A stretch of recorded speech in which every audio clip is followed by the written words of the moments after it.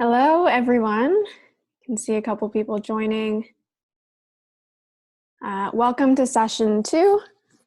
This session's always a little bit smaller just because we've got some people in other time zones. But thank you for joining. If you want, feel free to go off video. Feel free to say hello. As I just mentioned, this session is probably going to be a little bit smaller just because there was a lot more people in the earlier meeting yesterday. But yeah, welcome. Since we're a small group, this session, it's structured a little bit differently than the last session, but just like the last session, if you have any questions throughout, you can either put them in the chat or you can go off mute and just interrupt me because we're a small group, so shouldn't have any problems with that. So I can see some people are still connecting to audio, so I'm gonna wait a second to make sure that everyone can hear me okay. For the people who are on already, either it's in the chat or give me a quick heads up that you can hear me okay.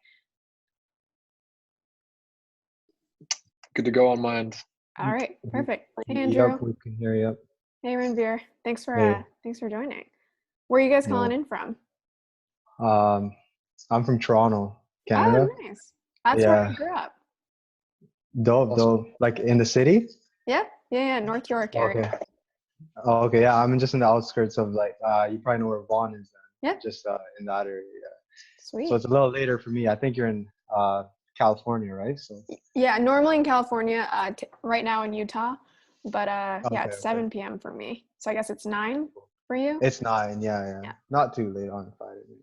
Yeah, how about you, Andrew? Where are you calling in from? Yeah, it's 9 for me here too. I'm in Columbus, Ohio. Cool. Great place. The only thing I know about Ohio is Cedar Point. yeah, that's like a couple hours from here. Yeah, Cedar Point's not bad. Yeah. Went there as a kid. Awesome place. I guess it's closed right now, probably, but I actually think it's open. Apparently, someone was telling me the other day that they're gonna go. So I don't know. I guess it's I don't know. Supposedly pretty fun to be at during Halloween. So who knows? Crazy. Well, anyway, looks like we are a small group, but let's jump in. As I mentioned, feel free to interrupt me. I'm going to share my screen. We won't do as much polling or kind of intros this time around. Like I said, each session will be slightly different.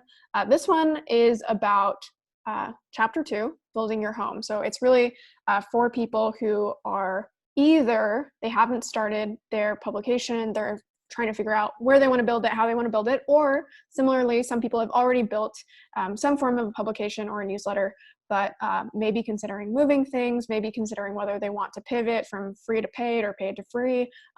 So we're going to talk about a couple different things. I'll start presenting. So we're going to talk about 4 main sections within this chapter, and at each juncture, we'll open things up for Q&A about each section because they are a little disjointed. So the first one is just all about core values, things that you should set before you even start, or if you've already started, things that I think you should establish as soon as possible. The second part will be about building your home. I think this is what a lot of people had questions about in the last session. So what technology should you use? Which one shouldn't you use? How much should that even matter in the first place? The third part will be about whether you should launch a publication paid, where you're charging for your content, or whether it should be free, the pros and cons there, how to think about that. And then finally, just a quick couple comments on writing, which is actually the hardest part. So unfortunately, I think there's other courses out there, there's other resources to teach you how to write, so I won't dive into that too deeply. And then if there's any questions at the end, we can dive into that. So let's jump in. So the first part is all about core values. Before even diving into that, I want to quickly talk about this concept that writing can change your life. And that sounds really cheesy, and it certainly doesn't change everyone's life. But I think it's really important to recognize that it can, in the sense that imagine if you are this blue circle, and before you start writing, before you have access to this infinite leverage through the internet, there's only a certain number of people that you can reach, maybe your coworkers, the people you interact with on a day-to-day basis. But with writing, what you're effectively doing is just expanding your bubble, right? Expanding the people that you can reach, even when you're not actively working towards it, so that when you're sleeping even, someone's reading your article, and you're almost networking without having to physically network. I'm actually a person that really hates classic networking. I'm pretty awkward and don't like being in those situations. But writing gives you the opportunity to almost intersect with a lot of people without really actively having to go through classic networking. And so basically what ends up happening is your circle grows and you overlap with everyone else's circles. So it's amazing. It can lead to amazing things. I don't think I have to convince people in this call of this. And just as an example, my personal blog ended up actually getting me my job at The Hustle. And there's many other stories of people doing similar things. But what's really important to keep in mind here is writing, especially if it's a personal publication, is a very long-term endeavor, and it should be viewed that way. So if you're imagining growing your circle here, you really want to be like this blue example and not like the red example. So you're slowly increasing your influence and not trying to just expand or explode it overnight.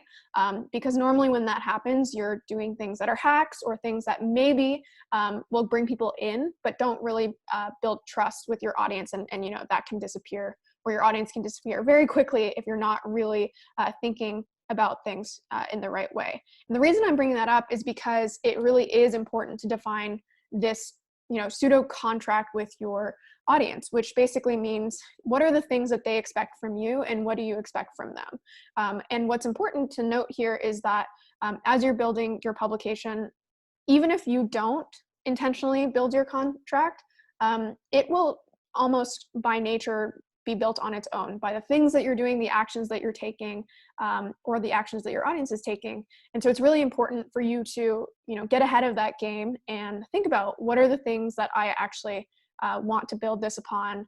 What are the things that, I want, what's the type of relationship that I want with my readers? And to give an example, I consistently throughout the book give examples of companies because publications are just like companies. It's just in a written form, but you have this relationship with your customers. And to give an example, Lululemon is a company I think many people on this call know.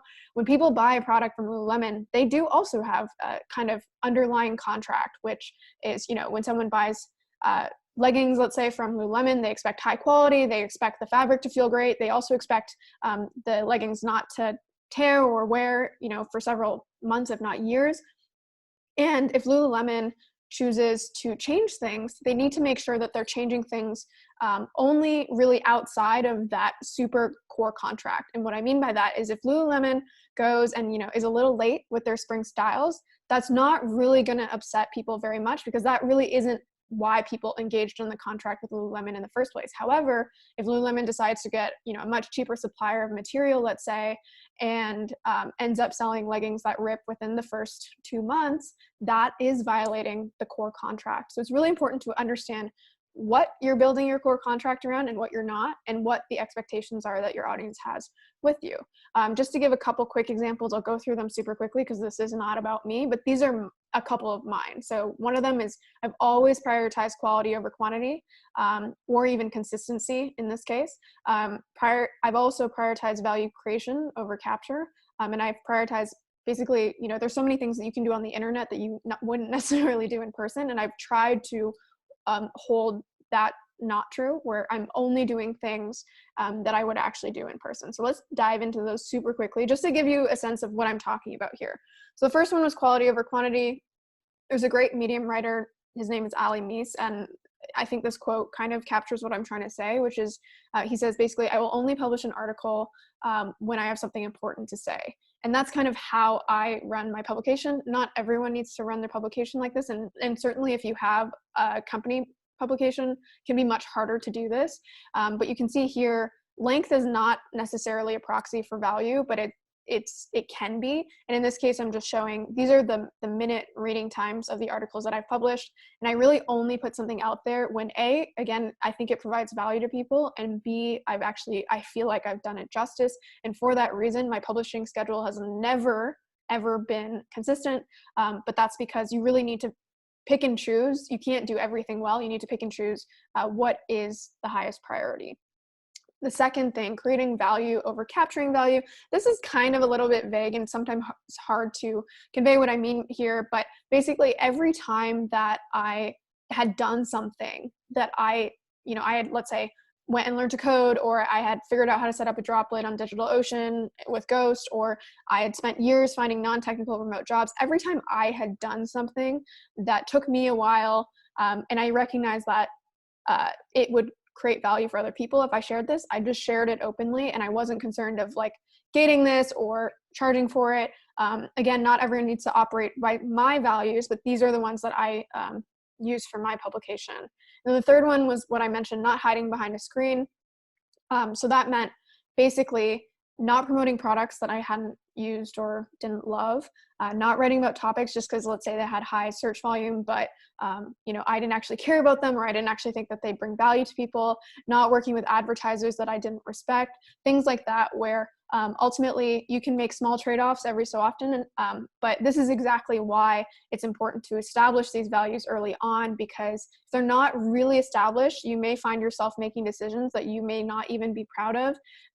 But if you establish them early on, if you really think intentionally about what type of publication you're trying to build, then when you set them early on, it's easier to make those decisions in the future because it's clear cut.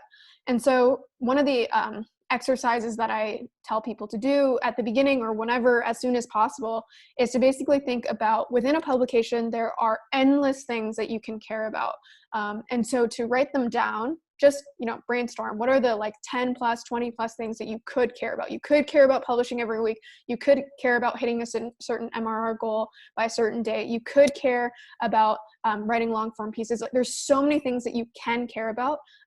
We all recognize that there's trade-offs, and you can't necessarily pursue all of those things or actually successfully achieve those things. And so what you need to do is, once you've written all the things down that you might care about for your publication, then translate that into, for you and your publication, what really matters, and literally rank them. So what's the number one thing you care about, the number two, etc.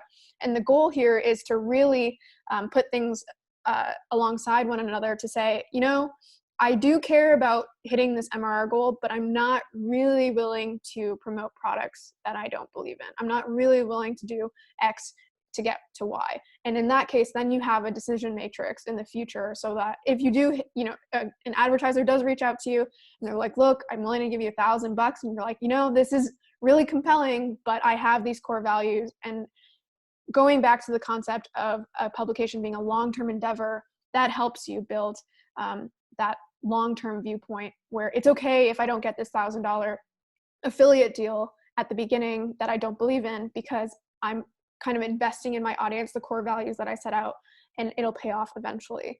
And really just summarizing all this, it's this saying where basically, if everything is a priority, then nothing is a priority. And so you really do need to rank what you care about, I think, early on, because again, it just becomes harder over time.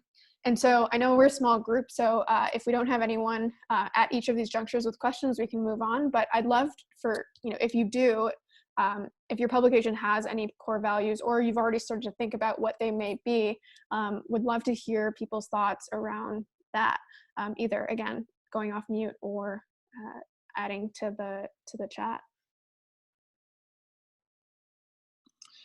I just have my own smaller publication. I don't have any written core values, but I have been upfront about taking sponsorship.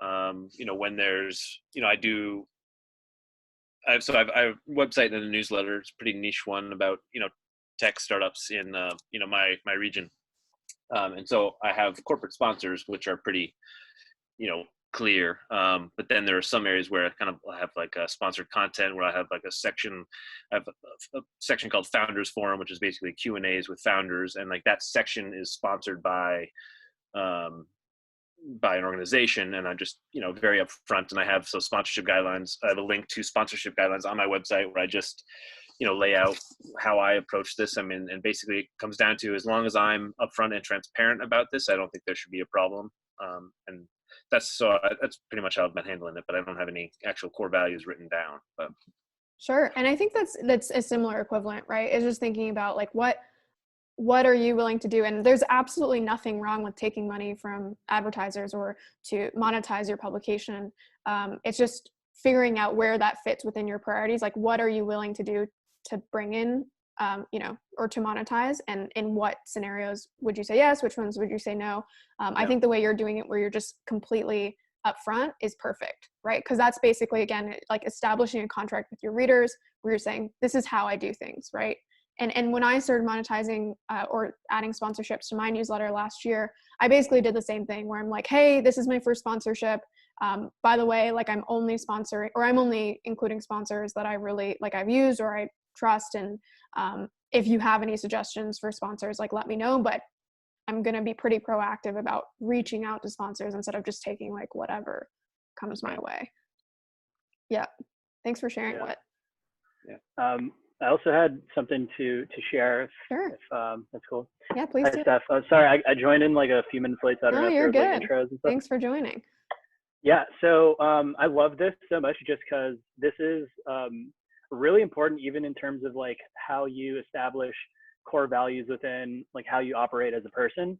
So I like to see this lens through like how I define core values in the way that I just live. And so if I, for example, highly value efficiency, I probably will reflect that in my writing in terms of I don't want to waste people's time. I'm not going to like add unnecessary details, etc. Because if I'm someone that highly values efficiency, I want that to be reflected in my work as well. Yeah, I think that's great. And I do think, especially if you're like a personal writer or you're not like a company, the more you can do that, the better, right? Because people are drawn towards you as a writer, right? Or like what you're building very often if you're an individual. And so, yeah, the more your core values align to like what you would do, right? Or like, especially if you know your audience or you even are your audience, I think that's really great. And thank you for sharing that. Any other thoughts on this section? All right, well then we'll keep moving because there's 4 sections. So let's get into the second one, which is all about building your digital home. So this is, as I mentioned before, about what technology might you use to build your publication. And I'm going to get into really how you might think of this, but what's important to keep in mind here is that there really is no correct way to build your digital home. What you do need are certain building blocks. So you need a domain, you need hosting or servers to actually serve your content. You need some sort of blogging platform like WordPress or Go so that you can actually enter your writing. And then you need an email service provider if you choose to run a newsletter alongside your blog. And then Emoto software is optional, although most ESPs will actually provide this. They're just not as good, or I wouldn't even say as good, but they don't have as wide a breadth of functionality. MailChimp, for example, allows you to build motos within MailChimp. ConvertKit does as well, but they may not be as again, like as wide of functionality as something like Opt-in Monster. And then finally, you want to use some sort of analytics like Google Analytics. If you care a lot about privacy, there's other options like Simple Analytics. I'm not going to go through every single tool that is in here. However, what I found in the last session, people did have a lot of questions about this. So if you do, we will stop at the end of this kind of micro section to talk about platforms, and if you do have any questions there. But before even getting into that, I just want to talk very briefly about how you might think of this. And the idea here is that you can see here, there are so many platforms that will help you, share your knowledge online, whether it's through a newsletter, a podcast, or a blog. And the idea here is that it can be extremely overwhelming to actually decide what tech stack you might be using. And the idea is that you actually should, as much as you can, ignore this like overwhelming view of things. The same way that you would ignore, some people, if they're learning to code, they get overwhelmed because they're like, do I learn JavaScript or PHP or C#? Most of the stuff on this list works and does the trick.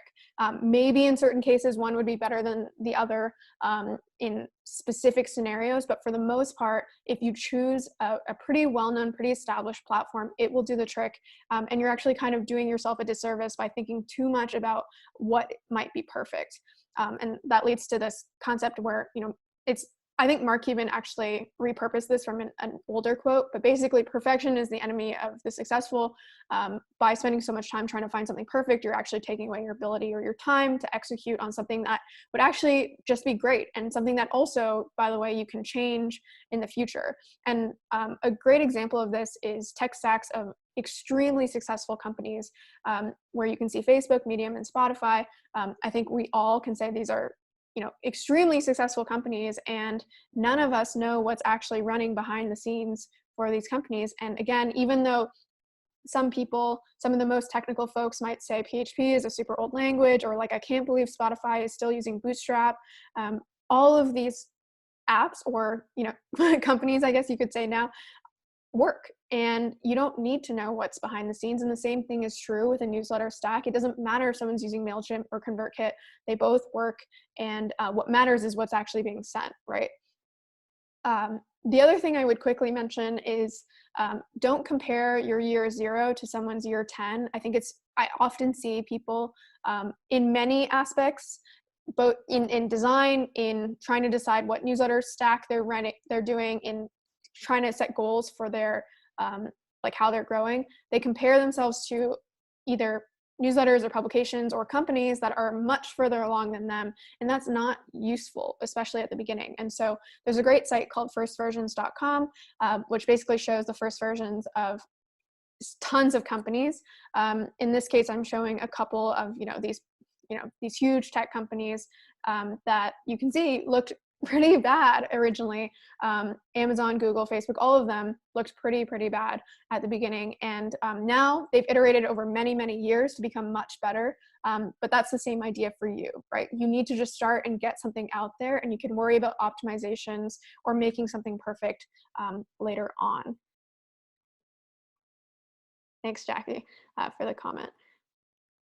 All right, so again, I'm not diving into any of the platforms specifically in the slides, but if anyone does have any questions regarding newsletter stacks, if they're on a tool and they are wondering whether they should switch off, if they haven't started yet and they're looking for suggestions for an ESP or a blogging platform, happy to talk about that now. Yeah. Oh, go ahead. No, I was just gonna ask Steph, what do you use?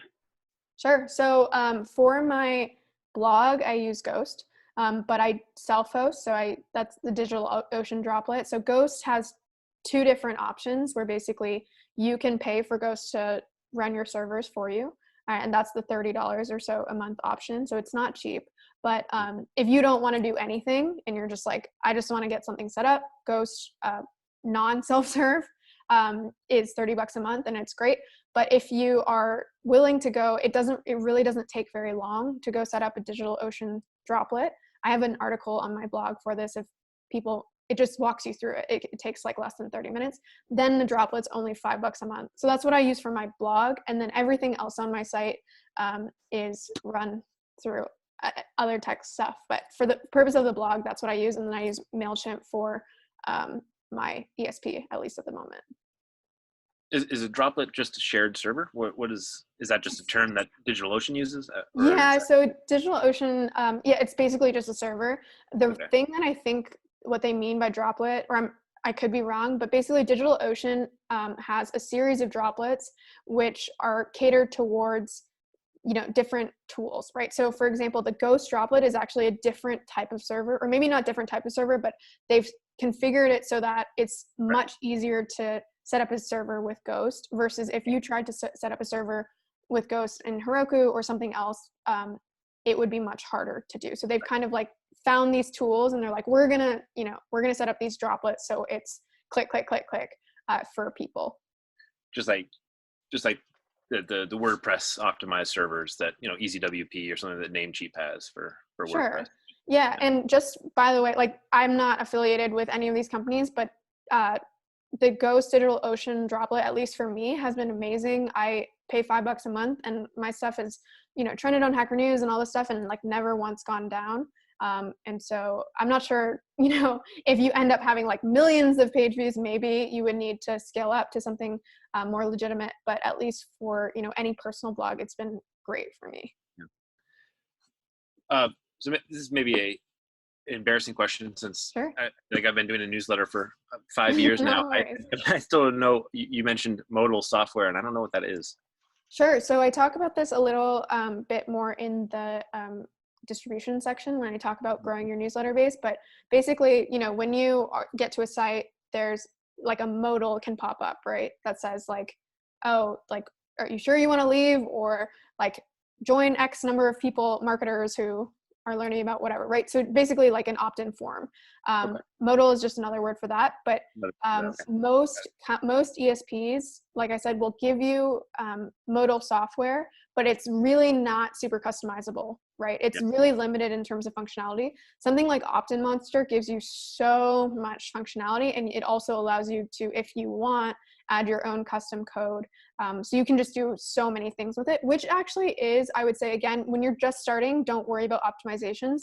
But if you do have, at some point a publication with a decent amount of traffic, optimizing your modals is probably the like lowest lift way to get a pretty significant change in your subscription base, because you can take something from like a bad conversion rate would be anything like kind of below 1%. You can take something at that level, and if you have really great modals, you can go 5+%. Like Harry Dry, he has amazing content, so it's also based on that, but his is like I believe 7% or something like that. So conversion in that case is what, someone signing up for his newsletter, you mean? Yes. Yeah. So like of the people coming to the site, 7% actually give him their email. Okay. Yeah. So again, the modal software is, I would say, something that is auxiliary to launching, but there are people who are further along and have a lot of traffic, in which case I do actually think that the modal software is worth investing in. Yeah. Cool. Yeah. Steph, Christian here from Australia.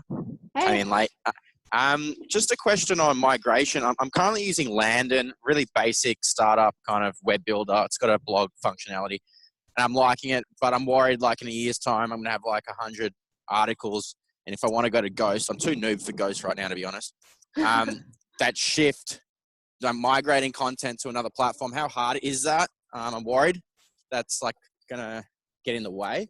That's my first question.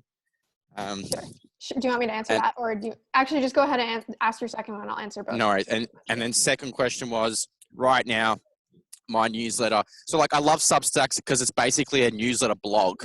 Yes. Like you can go through the history of all the content and not get lost in like promotion boxes. I feel like most newsletters do.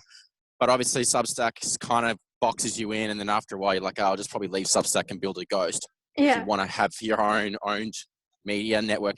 Anyway, but my question was, is it stupid to be sending your blogs as a newsletter, like as well? Do you know what I mean? Like your blog post as a newsletter, or is that kind of just 101 how you would do it?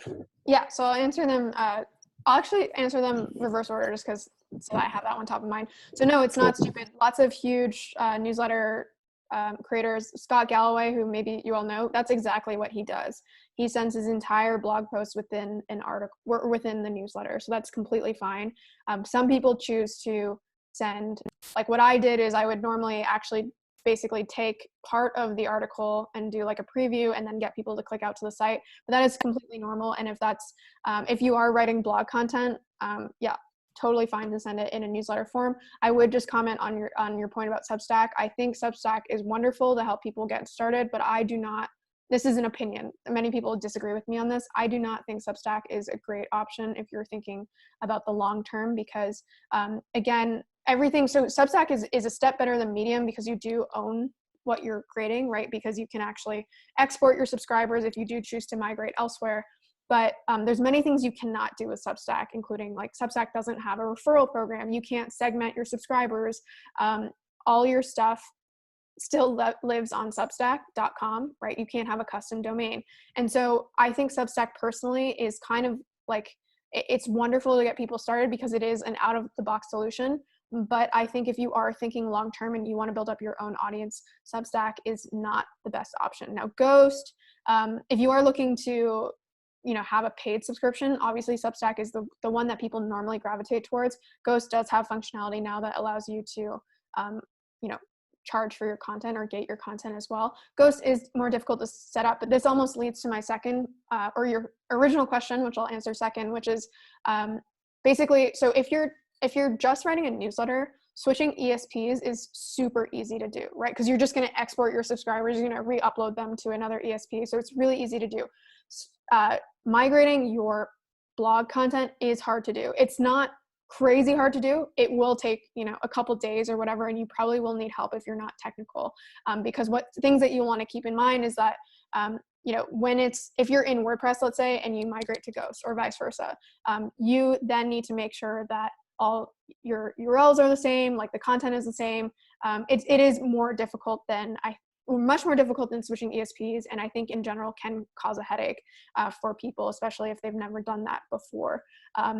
My opinion on where you should start, I'm biased, but I think Ghost is really the best option because some of the other options, so you mentioned that you're using a website builder. Other website builders like Squarespace and Wix, they also have blog options, but what I will comment on there is that those site builders, they're site builders that are built to create any sort of page, right? Like a direct conversion landing page, an e-commerce store, a blog article, and any company that does many, many things likely doesn't do any one of those single things as well. Whereas Ghost, again, not affiliated with them, like there's no referral link here, just my experience with them is they are focused on one thing and they're focused on publishing.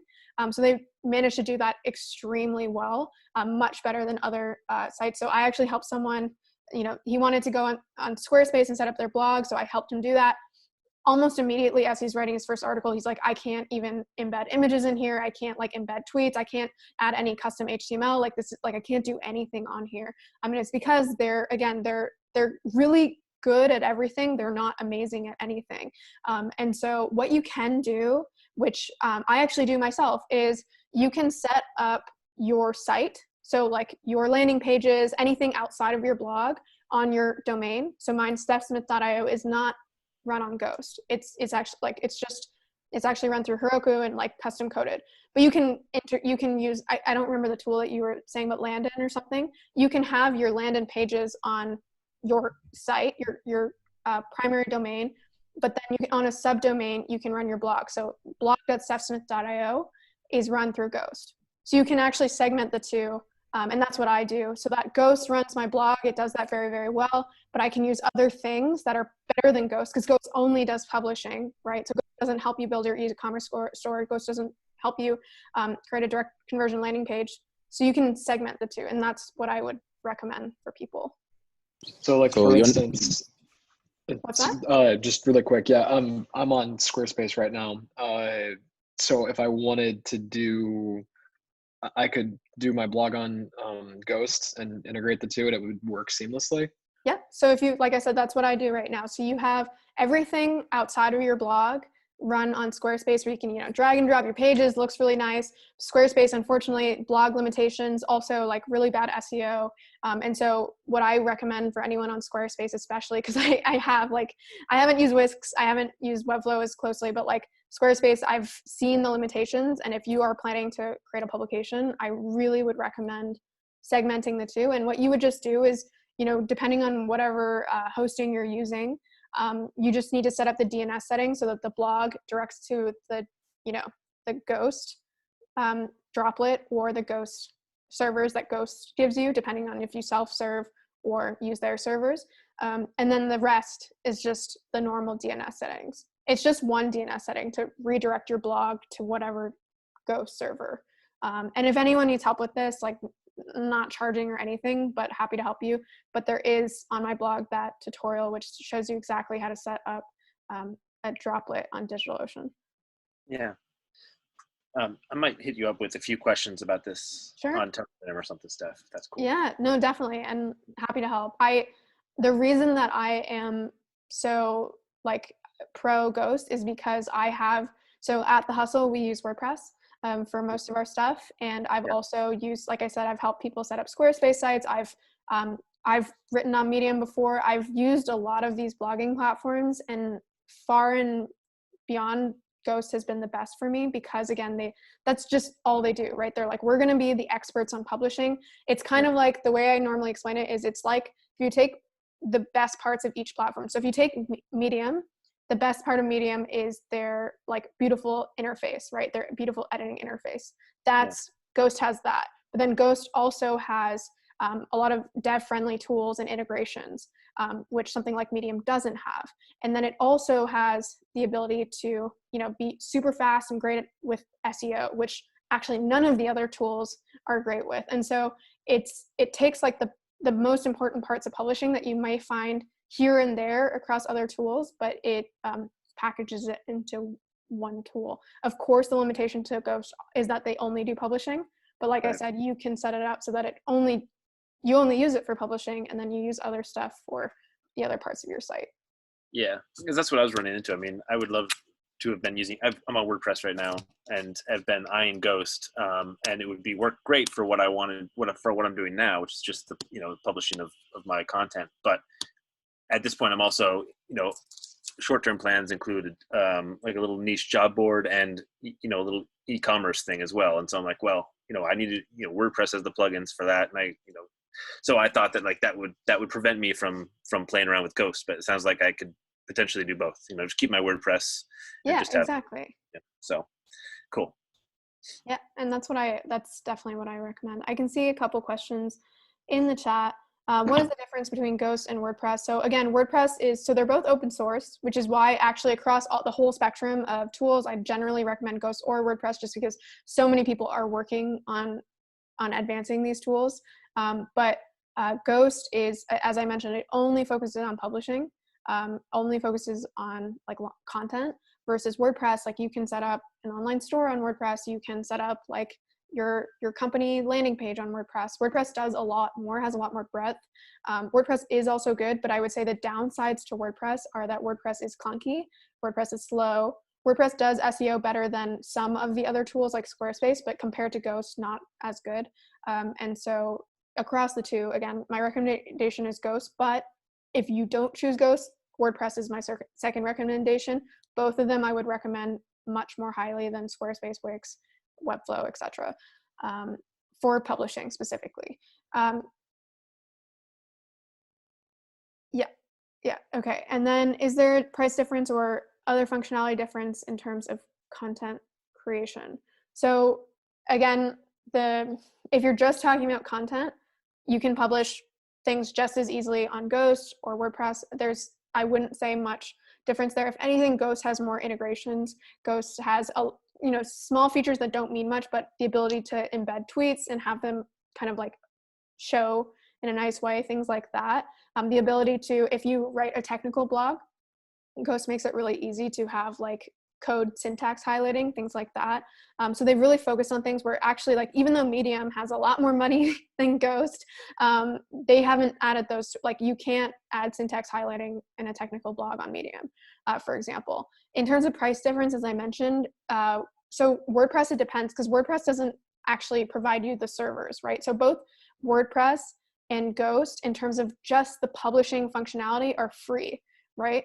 But WordPress, you have to then go get servers either through WP Engine or something like Bluehost. Wouldn't recommend Bluehost, but I'm just naming different server tools. And then with Ghost, you can either use their servers, right? Or you can set up your own. If you set up your own, the easiest version is the Droplet through DigitalOcean. So it depends, right? Like, WordPress hosting can cost hundreds of dollars a year, depending on which hosting that you choose. Ghost will cost you $360 a year if you choose theirs. If it's yearly, I think it's a little bit less. But if you use your own, it'll cost you $60 a year. But the actual publishing functionality, like, I don't pay Ghost anything with my self set up Droplet. I actually pay that $5 a month to DigitalOcean. So the actual publishing functionality is free for both of them. It's just whatever servers you use alongside that. I can see Melvin's question. For someone who is looking to start out, would Substack be a safe bet? In the meantime, I feel like Ghost or WordPress might be more helpful when you expect higher traffic, larger following. Do you recommend Substack for someone trying to get their newsletter off the ground and establish a writing habit? It's a good question. I think some people disagree with me here. If you if you really do plan to like make this some sort of like long-term thing or business in the future, right, where this is really like what you are doing, then I would start from the get-go with Ghost or WordPress. If, on the other hand, you're just like, you know what, this is for fun, it maybe one day it'll turn into something, but like I'm not really banking on that, then Substack is the easiest way to just like get started. I will say though, WordPress I find not intuitive at all. Some people find it intuitive. I've always kind of fumbled around it, but Ghost is actually like, once you're in there, you get a theme and it's super quick. It really like does not take long at all to set up. So in general, I'm a little, not necessarily anti-Substack. I think Substack has a time and place and a reason that people use it. I just think that if you have ambitions in the future to make this, like to monetize your publication and to grow it to a substantial size and things like that, Substack becomes limiting super, super quickly. So that's kind of, it depends on what you want, but I'm kind of partial towards the Ghost WordPress side of things, especially if you plan to keep this going for a long time. All right, any other questions about Stack? We can also, if you think of something later on, there's a end of the session, we can go over more questions. All right, let's jump into, actually the last question relates to this. So Substack, most people use for paid. So we're going to talk now about paid or free.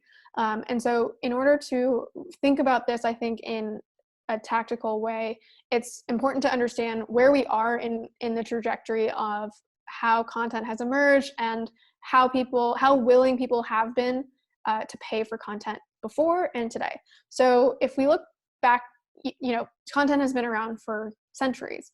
And centuries ago, people realized that they could actually, instead of just selling people things directly, they could start selling people's attention instead. And that started, maybe didn't start then, but one inflection point was the New York Sun was a newspaper, and it just one day realized this and decided to sell its newspaper for 1/6 of the price of its competitors, which was obviously not profitable in terms of subscription revenue, but with advertising revenue essentially selling their audience's attention, they could do that. And over time, there's been this transition to where people actually, in fact, in many cases, expect content to be free, despite the intense work that goes behind creating a great article or great resource. People now expect content to be free, especially if it's online. And so that's one force that has happened over the last several decades, if not centuries. But also, we've talked about this in the first session, where especially recently with the age of the internet, supply of content has increased. And with that supply, specifically low quality content has increased. So now we have two forces converging, or maybe diverging in this case, but basically now we have more content than we could ever wish for. But what we don't have is the time always to either read the content or to find the best content that we actually want to engage with. And then in addition to that, the ad-based attention model, where again, this attention model is basically a middleman between, like, someone has a product, someone wants to buy a product, someone in the middle decided, hey, I can actually help you facilitate this transaction and sell someone's attention. But that model is struggling to hold up because there really is this divergence between the value that someone's providing and how they're monetizing. There will always be advertising, but people are starting to recognize this middleman kind of approach. And so this is an image down at the bottom, which kind of represents vaguely, obviously it's a very simple image, but vaguely how things have changed. So imagine that you're a person that cares about blue, like this blue circle represents content that you care about.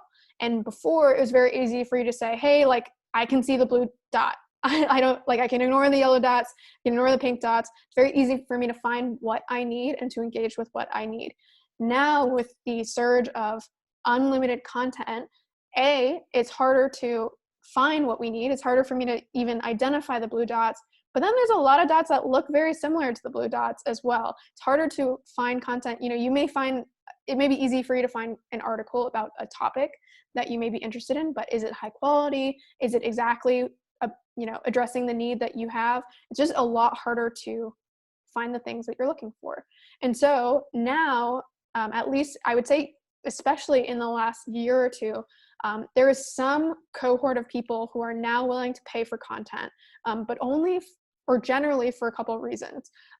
It's higher quality content, or it's more actionable. If you remember from the first segment, we talked about content needs to be better now than what exists. So if something is significantly better in certain circumstances, people are willing to pay. People are also willing to pay sometimes if they can win back their time.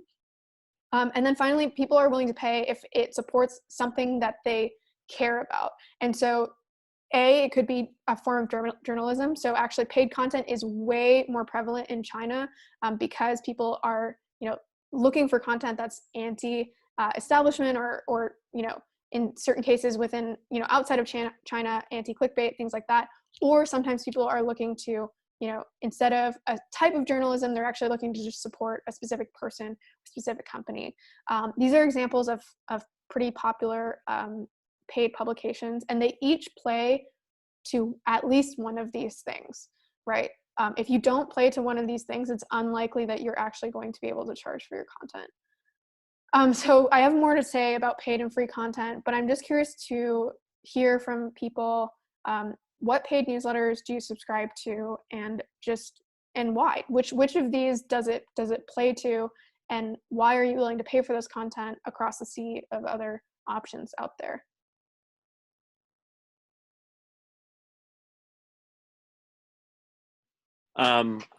So I don't subscribe to Trends yet, but I have been meaning to for the longest time, and my business partner is subscribed, so I kind of benefit a little bit from that. But it's been on my short list for a long time. And other than that, I don't really subscribe to many. I subscribe, $5 a month for Nest Labs, but her newsletter is free. But right. I love the content, so I support it by being a member of her community. But otherwise, I don't think I have any other subscription newsletter. I did in the past have subscribed to The Information, but I'm not doing that currently. Nice. So a couple on here. And yeah, so it sounds like for the one that you pay for, which is Ann Laura's, it's really to support a particular individual and the work that they're doing. Right. And Trends because it's awesome. And obviously, Sean from My First Million, his I'm doing his all access pass thing. Oh, great. Right too. So there you go. Cool. Yeah. Any other people who Christian here. I don't subscribe to any newsletters really, but my kind of trend seems to be being connected to communities where we can speak on Slack and be followed around content. I just think these in-depth conversations, I'd rather pay $500 a year and be in a conversation with like the smartest people in the world versus just consuming content from one source of truth, which is just more informational. I actually want some action relationships. So I'm finding them really valuable, to be honest. Yeah, game changers. Awesome. Yeah, and actually many of these, if not all of them, have some form of attached community to them for that reason, that it's hard to convince people to pay for content these days because even though there are some of those converging forces that I mentioned, we're not quite there yet. And in fact, because there's so much content online, people struggle to say, hey, like with all this content online, why should I pay for it when I have some form of access to free content? And so communities do tend to be things that people can get their head around. And that actually leads to something that I want to talk about, which is the paid pros and paid cons, which basically, I'm going to hide this, sorry. Paid pros and paid cons, which is basically, there is no right answer if you're going to start a publication, whether it should be paid or free, but you should know the pros and cons of each. So I'll quickly go through these. So the pros are really what I mentioned before. You're closing that value to monetization gap, which means that what you're providing to people is what they're paying for. You're not selling their attention. You're not selling them something else. And for that reason, you're a lot more accountable, right? Because if someone is paying for your content every single month or every single year, you have to make sure that you continue providing value to them, because if you don't, then they're going to stop paying. But on the flip side of that same coin, it's a really great mechanism if you're trying to validate an idea, right? Because what can happen is if you're starting something free, I think I mentioned this last time, people are not monogamous with their free content. They tend to be more monogamous with their paid content. What I mean by this is if let's say you care about personal development, there's 4 free newsletters that you subscribe to, another great one pops up, you'll add the 5th. with paid newsletters, it's very, very, very rare that people subscribe to more than, a couple, if not, one paid newsletter for something that they care about. And if a new one comes along, then it really becomes more of a like, should I do this or this? But for that reason, a pro of paid is that what you can do with paid publication is validate an idea very quickly, because in this case, people are only going to subscribe if they really want this thing, right? They're only going to pay for it if it's a great idea, versus because people aren't so monogamous with their free content, you don't really know if you're providing a ton of value to people or if something's a great idea, because people tend to, just allow a lot of emails in their inbox. And then finally, paid makes sense sometimes, in particular if you are serving a smaller niche, right? So if you go the free route, normally for you to actually make a decent amount of money through your publication, you need a lot of readers, right? If you're monetizing through ads or affiliates or through your own products, you tend to need quite a few readers. Now, let's say I give this example later on, but let's say this newsletter is actually serving executives in Iraq in the oil industry. There's not that many executives in Iraq in the oil industry, and for that reason, if you tried to go the free route, you just wouldn't be able to monetize that business effectively. So it can kind of serve niches effectively and profitably if it makes sense. The cons, on the other hand, is if you are having people pay for your content, your asset, which is your content, that is the value that you're providing to people, that's behind a paywall. So you basically lose distribution vectors, you lose the ability to grow as quickly because, again, your value is hidden from most people that are trying to engage with you. And for that reason, this is not always true, but it tends to be true that your ceiling is lower. So you can imagine paid and free publications similar to bootstrapping in VC, where paid is more like bootstrapping, where from the beginning you need to be delivering value, you need to be profitable, versus VC, when you raise venture capital, you're basically trading away some of your current value to basically hope to become very, very big in the future. You're not necessarily profitable from the beginning. You're not monetizing from the beginning. You're focused on building up an audience. There are a lot of parallels between these two concepts. And something that's really important here is to consider, like, what is your goal? Is your goal to build up a massive audience? If so, having a paid publication does actually hinder your ability to do that. And so that's something that you should consider. Additionally, we talked about this a little bit before, but the most common platform that people go to for paid publications is Substack. Substack is limiting. I'm not against Substack as a company or anything like that, but if you choose to go paid and you choose to go Substack, it will be hard to grow your publication to a sizable level. And to kind of communicate this is the daily visitors for, this probably is hard to see, but the daily visitors for the top Substacks, the absolute top Substacks across the internet. And you can see very quickly, this is probably 50 or so, maybe less Substacks. And very quickly, you're getting down to like 1,000 to 2,000 page views a day, which is not low. That's like, congrats to these people. That's awesome. But there are thousands, if not millions, of non-paid publications that get this amount of traffic. And so again, you are really limiting yourself. And something to keep in mind here is that a lot of people on this, especially in the top 10 or 20, came with their own audiences. So Matt Taibbi, he's a popular reporter before he switched to Substack. Pomp had a huge following before he went to Substack. And so just keep that in mind. If you think you can build an audience on Substack, that is certainly possible, but it is harder. And then finally, if you go paid, you're charging for your content. You've heard that I talked about the concept of being a painkiller or vitamin. You really must be a painkiller in this case, because people don't pay for vitamins with content. And with that said, there is the option to go what I call best of both worlds. I personally just ungate everything. But if you do want to, for whatever reason, maybe you need to start monetizing right away, or you want to charge for your content, you can do kind of a combination of both. And there's two approaches here. So the first one is you don't charge right away. You focus on building up an audience, you nurture that audience. And once you have a larger audience, what you do is you basically set a date for conversion. And then after that date, you either convert either part of your content or all of your content to paid. This is, again, really important because a lot of people think they can just go straight into paid without having an audience beforehand. Most of the big Substackers that are successful came with their audience. And then the other approach that you can do is to, from the very beginning, have part of your publication free and part of it paid. Now, what is really important here that a lot of people do wrong is, and this isn't mandatory, but I do think it's best practice, is to clearly differentiate between your paid and free content. What most people do is they'll say, I write a newsletter, and within this free newsletter, you get, let's say, 3 articles. And if you do paid, you get 5. Now, remember what we talked about before, there's so much content online.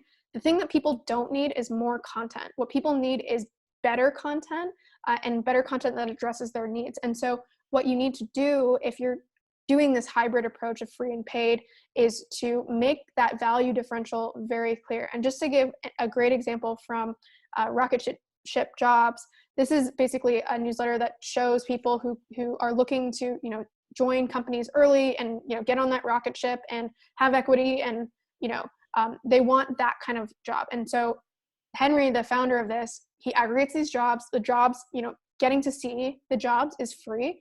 But then he considers, what's the next step for that person, for someone that cares about this? What is the next thing that I can give them that gets them closer to their goal? And in this case, it's things like giving them the contact details of the founders or the employees at those companies. It's giving them tips and helping them actually apply for these roles. And so you can think of that if you're thinking about your free and paid, again, you can think of whatever your core thing is, make that free. But then think about, okay, why do people like my free content? What are they trying to achieve?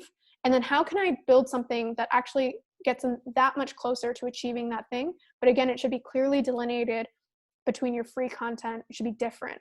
And then one final thing to add here is that with whatever you're segmenting for the paid side of things, consider what the perceived value of that thing is and how familiar people are with spending on that type of information. So what I mean by this is, if you think back to even a decade ago or even 5 years ago, iPhone apps were great back then, but no one was willing to pay for them because there was, for whatever reason, this perceived value that 99 cents for an app that saved you time or whatever, entertained you, was not something normal. And so you want to make sure that you're not trying to change people's opinions on what something should cost. And so that's actually surprisingly important, because what you don't want to do is basically be spending all your time convincing people that this thing is actually something they should spend on, even if they think it's valuable. If it's something that they, for whatever reason, don't think should cost money, that's an uphill battle that you probably don't want to engage in. And then finally, pricing. So pricing in general for content is super arbitrary, because we're kind of in this slightly new era where people are opening up to pay for content. So price ranges and things like that haven't really been established. But what's important to keep in mind here, if you do choose to charge, is don't charge based on how long it takes you to create this content or what some other person is charging. Charge based on the value it's actually bringing your subscribers. And so a great example is, again, this Iraqi oil report, which to the executives that want this information, this highly relevant information for them and their businesses, if they find if they get certain pieces of information, this can change their businesses by millions of dollars. And so it's paying $2,000 a year for a subscription is nothing for them. So just think about what value you're providing and how how you should price based on that, not how much time that you're spending creating this thing.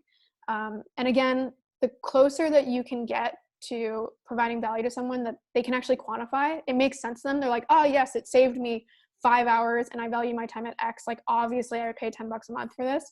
The closer you can get to that, the easier the sale will be. So just quickly before we get into questions, just a quick reminder, because I think we went through a couple things here. If you are deciding to make your publication free or paid, it's easier to just ask yourself a couple questions, because again, it depends on your goals. So how easy is it for your readers to quantify your value to them? Are you a painkiller or are you a vitamin? Be honest with yourself. Be honest with whether you're actually just providing something that's nice to have, or whether someone really needs this. Also, ask yourself, am I trying to build a large readership, or am I happier with a small, more involved readership? Which one do I prefer? For example, quite frankly, I wanted to build a large personal brand, and so going paid wouldn't have made sense for me. And I think many other people are trying to do the same thing. You can ask yourself, do you need to monetize right now, or can you take more of a VC equivalent approach and invest in the future and build up your audience first before monetizing right away? How used to this particular type of content is your audience in paying for that kind of content? How willing is your audience to sorry, I stumbled over these sentences last time, and I don't know how I worded these so that they're so hard to say, but how willing is your audience to pay for your content currently?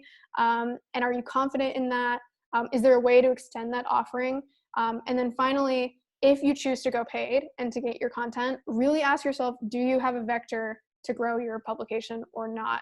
Because that's actually, again, it's a misconception. Most people who started with paid had some sort of audience. Even one that I can speak to, Trends has done so well for many reasons, but the hustle 1 million subscribers that it was built off of is not something that should be forgotten there. So that's the end of the paid free section. So the question is, well, A, if you have any questions, happy to answer them, but B, if you run a paid publication or a free publication, would love to know why you chose to go that route, or if you're planning to change that anytime soon based on either this information or other information.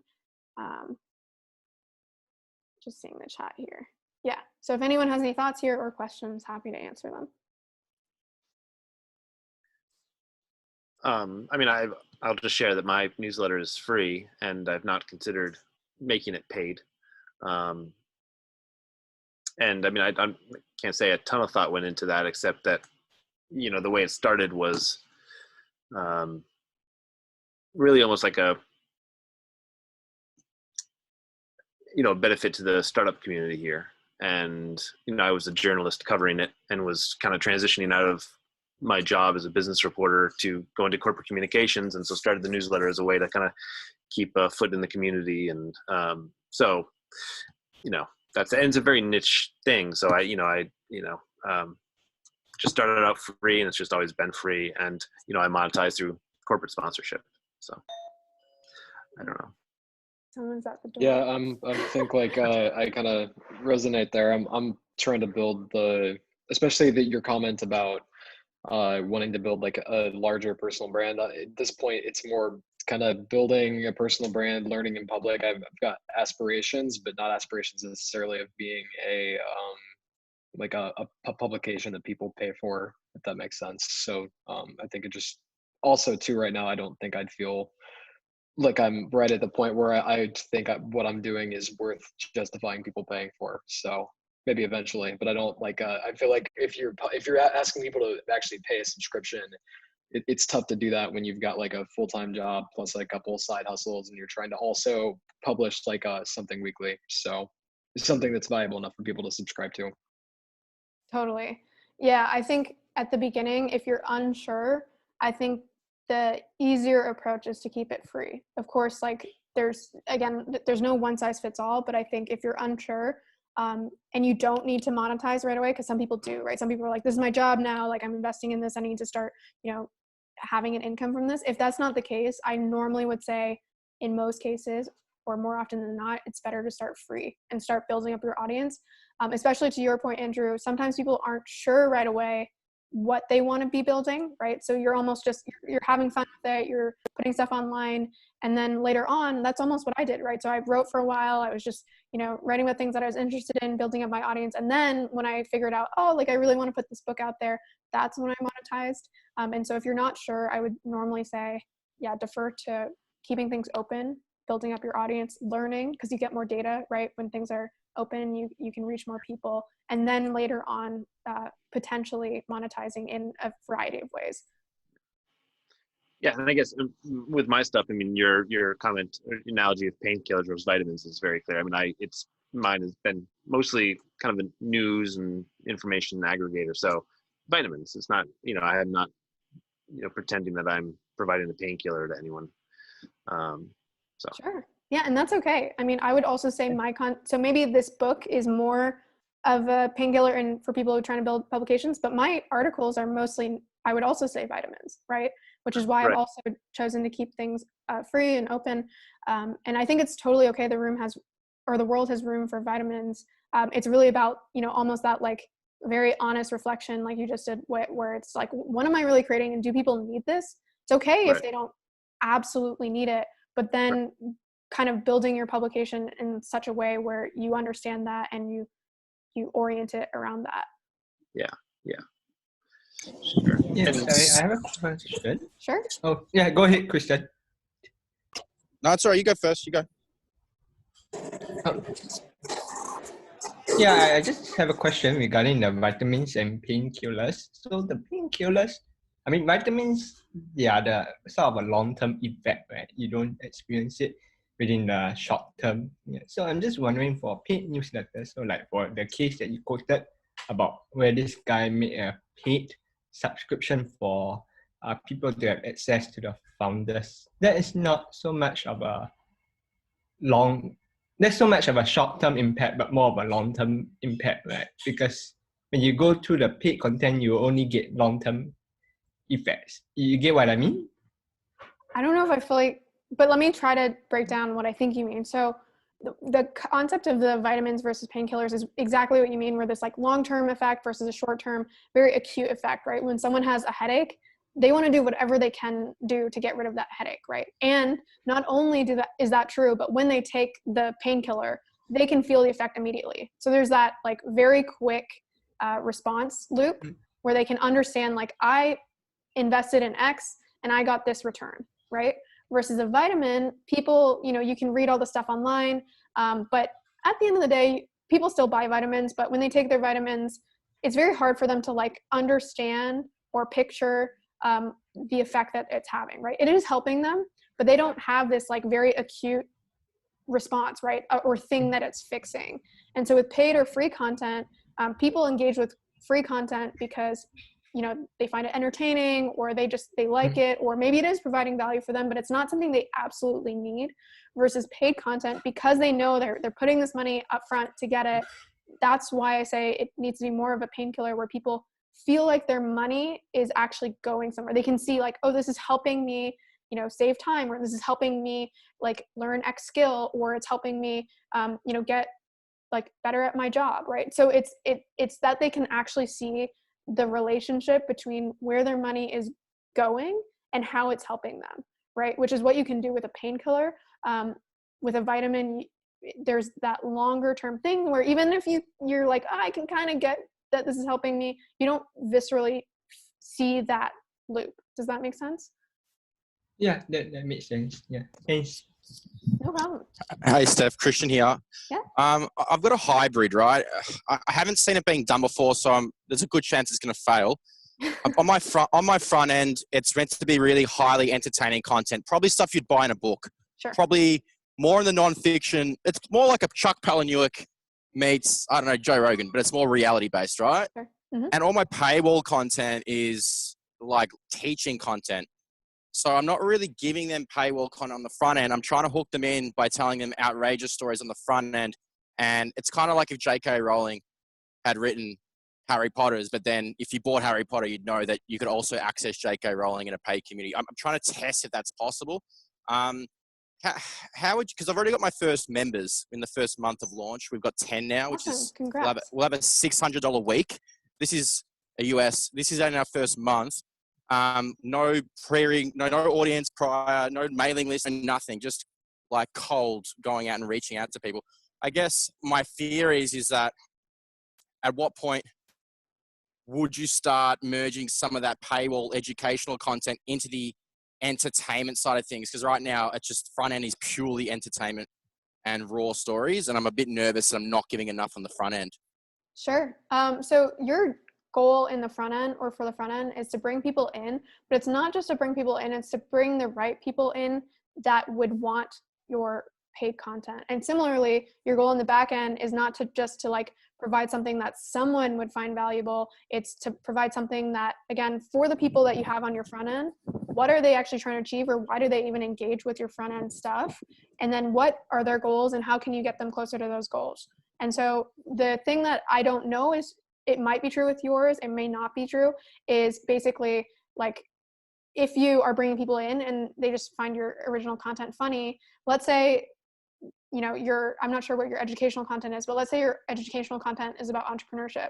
You're bringing in a bunch of people that care about entrepreneurship and, find your content funny. That's great. But you may be bringing in people that just find your stuff funny that actually don't give a crap about entrepreneurship, right?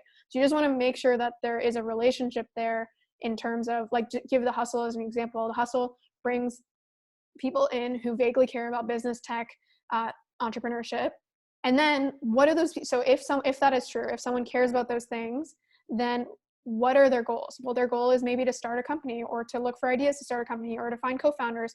And then trends is the perfect next step for those people, right? So you want to make sure that even though they're delineated in terms of what the offering is, that they're related in terms of, like, the same person would want both, right? Because if not, you don't want, one audience coming in for your front end that doesn't give a crap about what you're offering in the back end. Does that make sense? Yeah, perfect. It's actually like a quote that I heard. You can be liked but not valued. And there's a distinction. You can have 1 million likes, but no one pays you from that 1 million. So it's an interesting concept that you speak of. Thank you for that. Yeah, sure. I can see a couple comments in the chat. So are there any tips on how to get better at writing? Any courses you could recommend? So I'll get to that in a second. But before I get to that, any final questions on paid or free? All right, let's jump into it then. So this is a section that is literally just one slide, because most of this book is about how to create a publication, how to choose your audience, how to distribute. But obviously within that, you actually need to create content. But that part is actually the hardest thing to do. And that's something that I think there are courses out there. I've heard great things about Rite of Passage. I think David Perel is a very smart guy. Haven't taken it, so I can't speak for it myself. But I think actually the best way to become a great writer is to spend a lot of time writing. And that sounds kind of like a cop-out answer. But just like other skills in life, like I think you're not going to take a 1 month course and come out of that on the other side and be like, wow, I know how to write, because it literally takes years to become better at writing, and to also find your own, like, tone and your own approach to writing. And so if you're just starting out, my advice to you is to do whatever you can do to build a habit of writing, where basically, I mentioned this in the book, like Andrew Chen, who works for Andreessen Horowitz, he's a big writer, and he, for a long time, couldn't get into the habit. So he just sat down every Sunday with a blank piece of paper and said, I'm going to write, even if it's shit, I'm going to write today. So you need to get over that hump. And then past that, you need to find a cadence that works for you. So a lot of people, especially with respect to writing, talk about how important consistency is.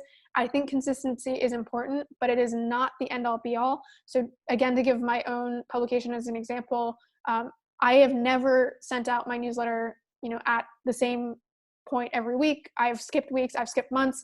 The Wait But Why guy didn't publish for, I think, almost a year, and he's doing wonderfully. And so if you have this long-term horizon, you don't need to be crazy consistent in short-term blocks, but over the long term, you need to be consistent in investing in this as a skill and as something that you care about. And then the final thing I'll mention here is just related to some of the things we talked about in chapter 1. Because of the plethora of content out there, if you aren't at that kind of top tier of content, no one is going to care. It's just going to be ignored.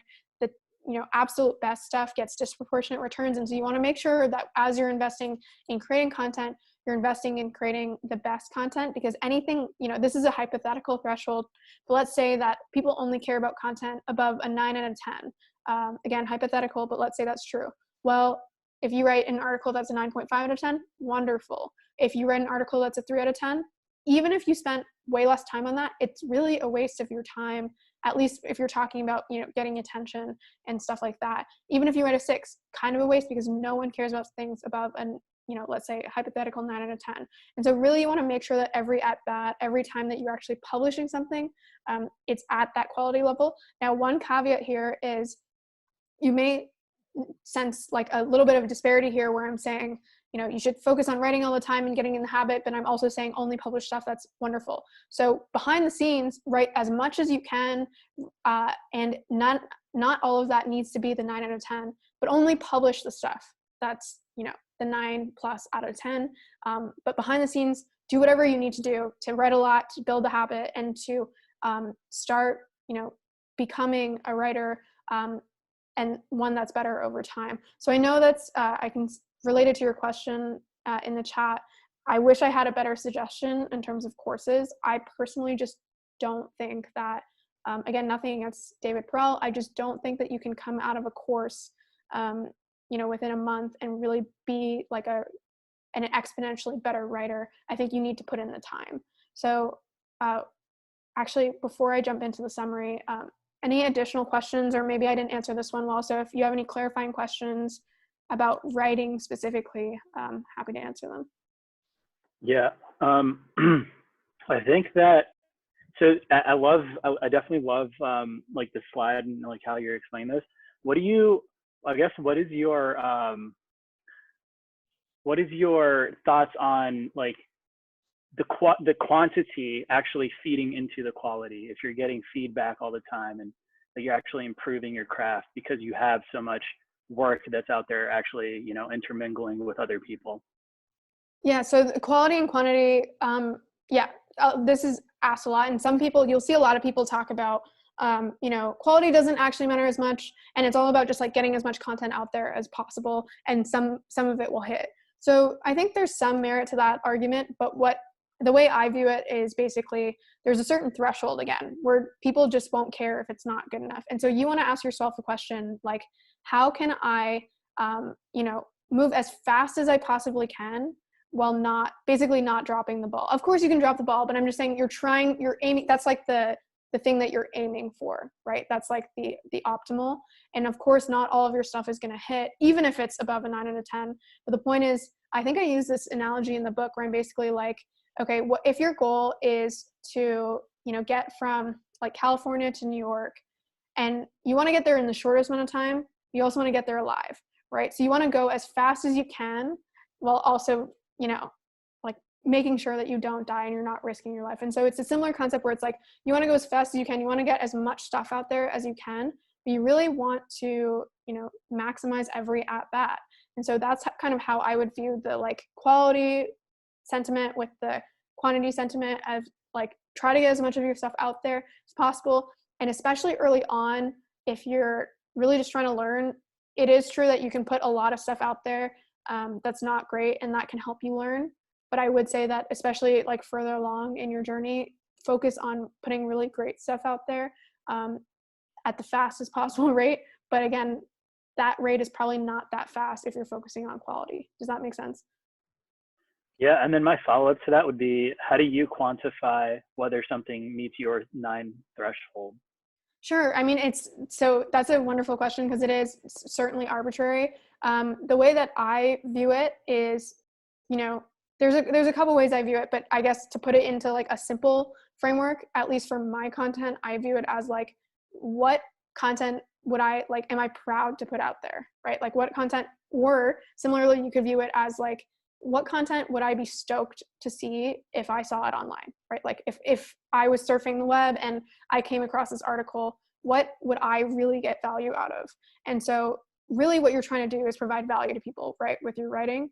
And so if you are writing something, even if it's like deeply researched and super long, if people aren't going to get value out of it or get excited by it, then it really is probably below this quality threshold. Because remember, quality is not necessarily length. It's not necessarily, the type of topic. It's how well are you providing value to people, right? And so that's kind of how I view it. It is, again, it's pretty arbitrary, but that's kind of like my gut check of, because I don't have like a team, at least for my personal publication. I don't have like people to peer review my stuff. It's mostly about like, what I want. Do I want this out there? Would I be proud of it? And flip side of the coin, if I saw this written by someone else, would I be, wowed, or would I be very excited to engage with it? Does SEO fall into? Sorry, go ahead. You consider SEO when you're thinking about whether or not it's a 9 or a 10 and whether it's going to hit?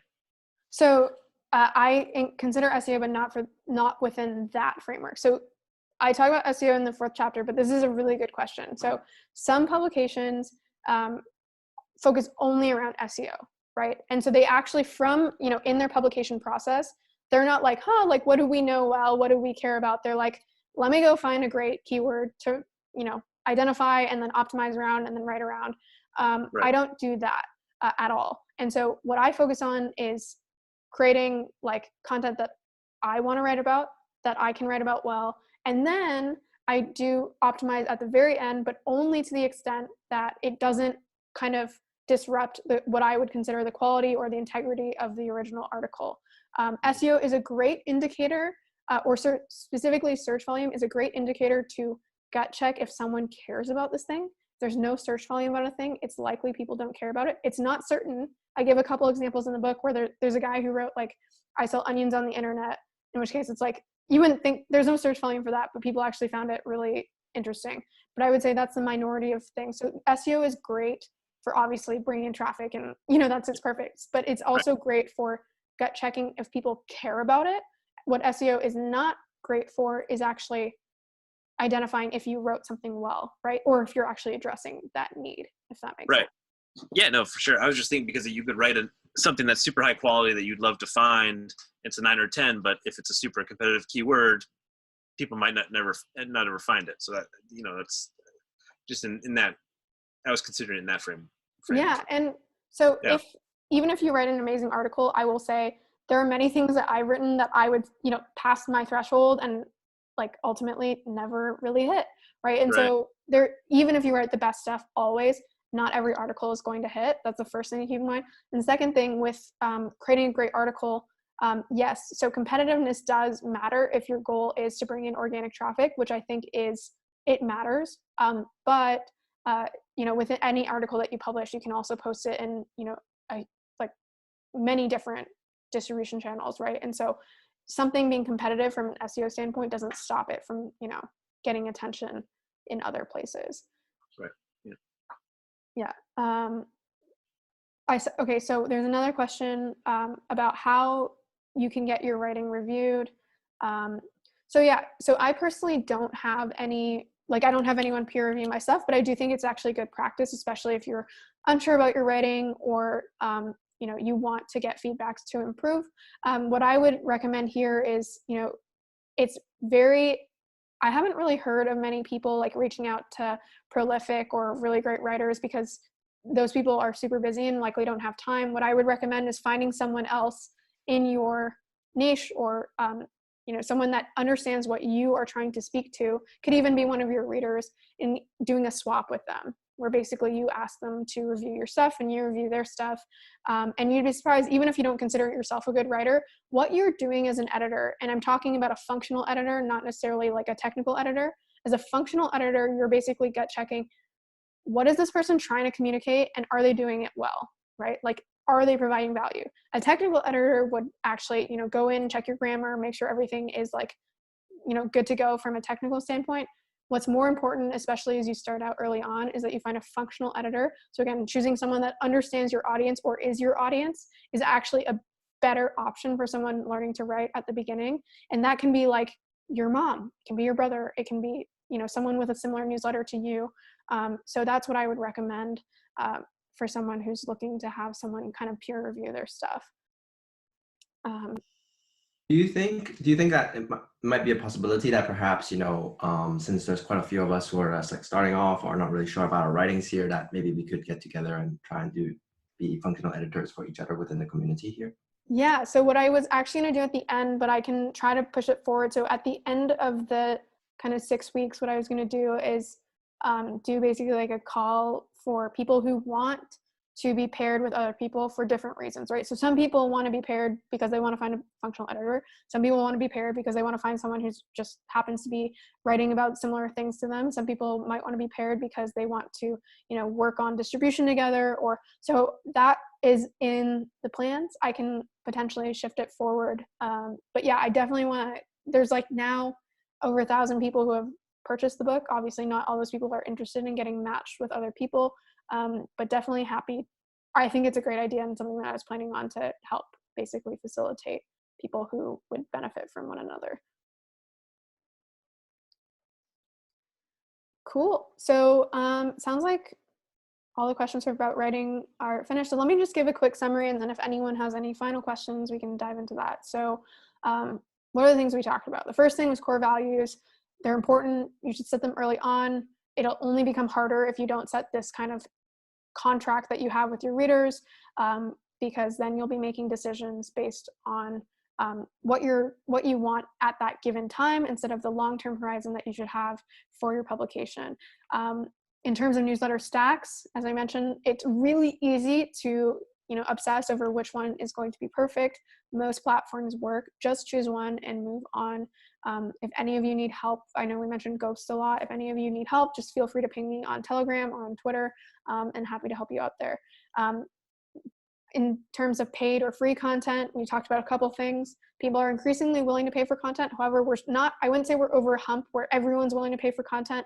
And in order to get people to pay for content, you really do need to be really significantly better at something, either higher quality, helping people win back their time, or in some cases, as Whit gave a great example, if someone's really compelling, either themselves or their company or a type of journalism, people are willing to fund that as well. But again, I would say it's the minority of people willing to pay for content today, but I do think that's increasing.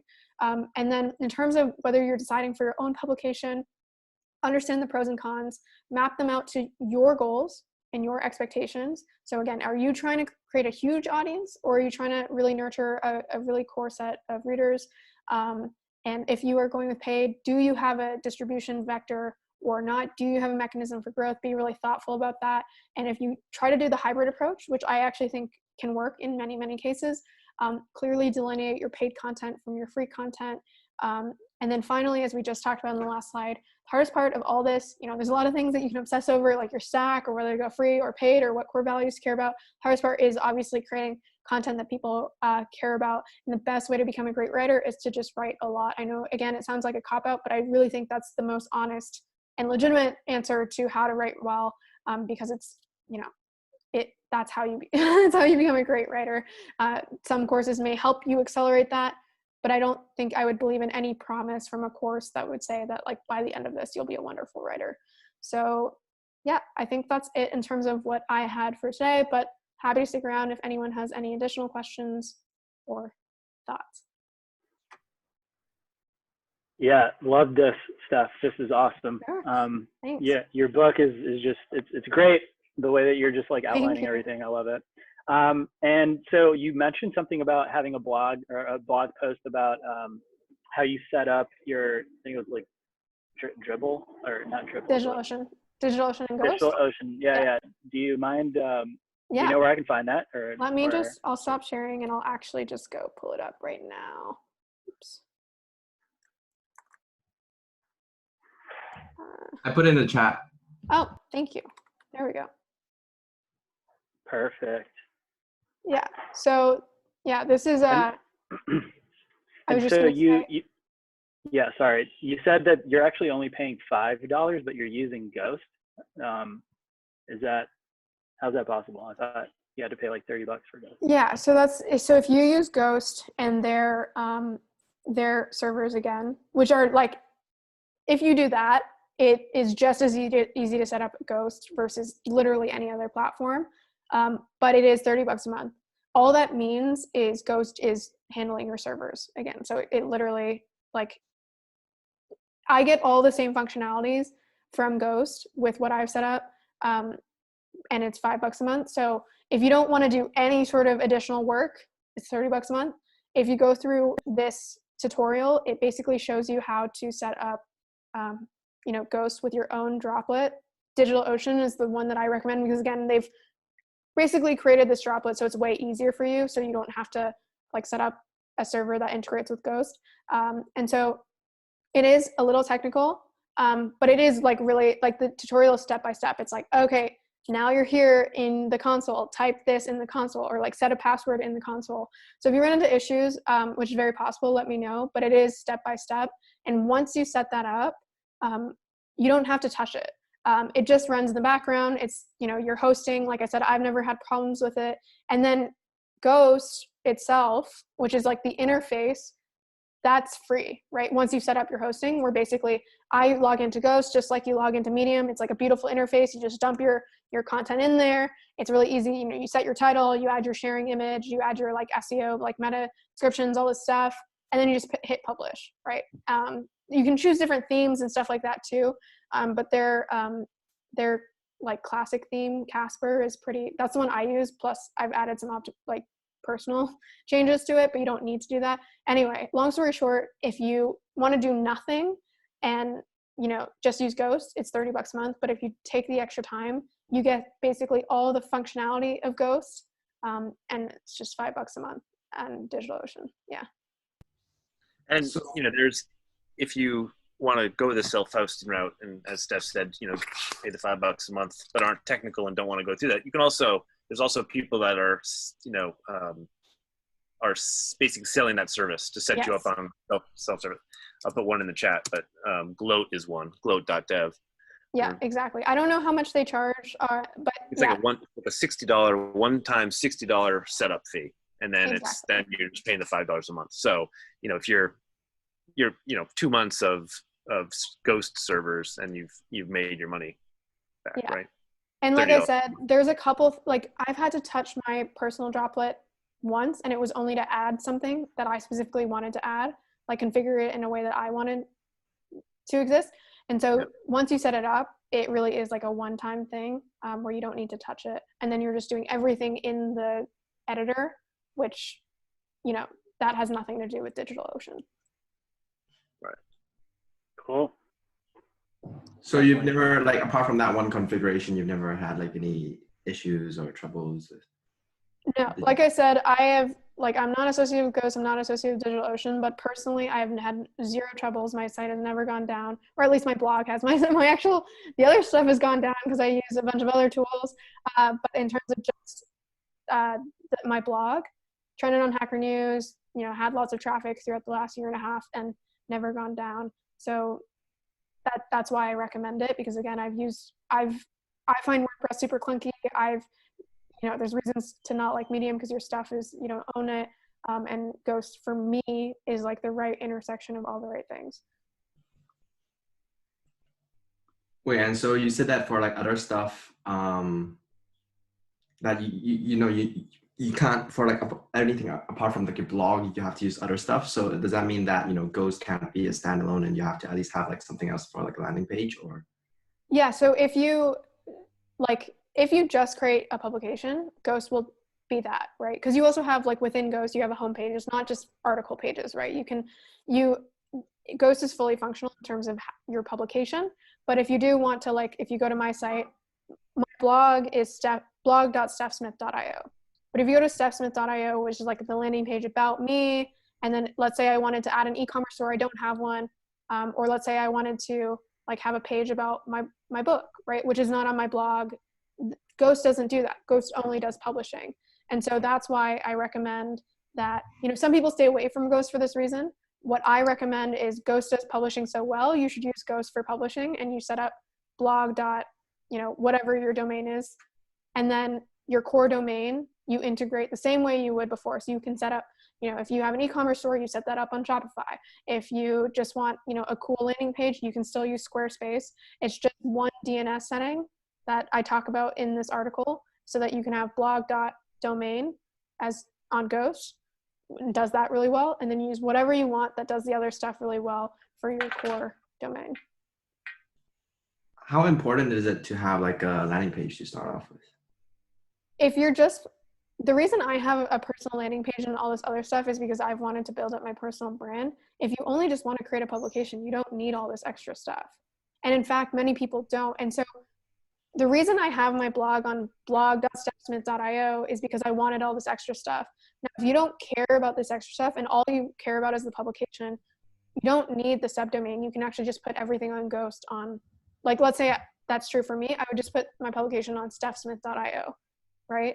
Instead of the blog.stephsmith.io. But in any case, that's a decision for you if you want more than just a publication. If you don't, just go with Ghost and just put it on your core domain. Thanks. Sure. Any other questions, thoughts? Doesn't sound like it. I can see shaking heads. Everyone's good. Okay, cool. Well, thanks everyone for sticking around and for joining the session. We'll be back again next week with distribution, chapter 3. I think that one, I'll do less of me talking, because that chapter, there's no way I can even go through everything in that chapter live. and leave that as more of a Q&A type thing. And so, yeah, bring your questions. I'll send out an email on Monday with the recordings from this session, but also the invites to next session. So yeah, thanks everyone for joining, and hopefully see you next week. All right. Thanks, Steph. Yeah.